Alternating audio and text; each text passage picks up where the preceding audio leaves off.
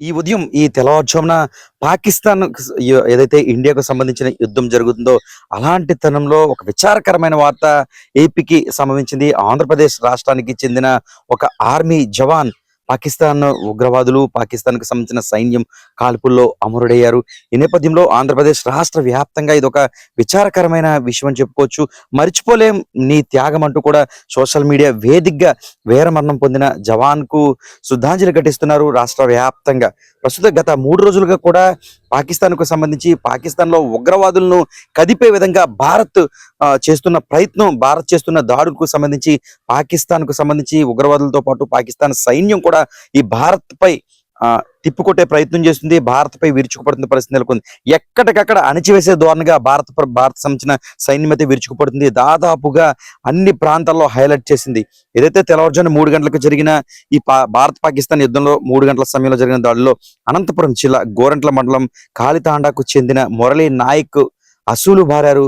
భరతమాత ఒడిలో నిద్రిస్తున్నాడు. నిజానికి ఈ విచారకరమైన ఘటన ఏపీకి సంబంధించి దేశ రక్షణలో శ్రీ సత్యసాయి జిల్లా పెనుకొండ శాసనసభ నియోజకవర్గం గోరంట్ల మండలానికి చెందిన మురళీ నాయక్ అనే సైనికుడు ప్రాణాలు కోల్పోవడం విషాదకరం అంటూ రాష్ట్ర ముఖ్యమంత్రి, ఏపీకి సంబంధించిన ముఖ్యమంత్రి చంద్రబాబు నాయుడు కూడా దిగ్భ్రాంతి వ్యక్తం చేసిన పరిస్థితి నెలకొంది. ఆయనతో పాటు పలువురు కూడా దిగ్భ్రాంతికి లోనవుతూ ఉన్నారు.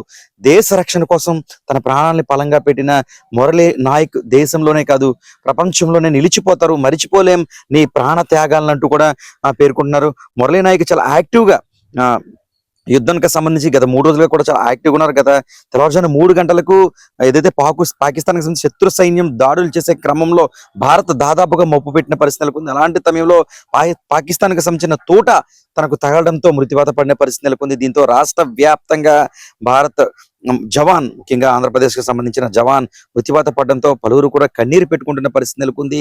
మరిచిపోలేం నీ త్యాగం అంటూ కూడా పేర్కొన్నారు. రాష్ట్ర ముఖ్యమంత్రితో పాటు పలువురు కూడా, దేశ ప్రధానమంత్రి, ఇలా పలువురు కూడా దిగ్భ్రాంతికి లోనై శ్రద్ధాంజలి ఘటిస్తున్న పరిస్థితి మాత్రం నెలకొంది. నిజానికి ఇలాంటి యుద్ధ వాతావరణంలో ఎంతో మంది త్యాగాలు మనల్ని కాపాడుతున్నాయని కూడా చెప్పుకోవచ్చు.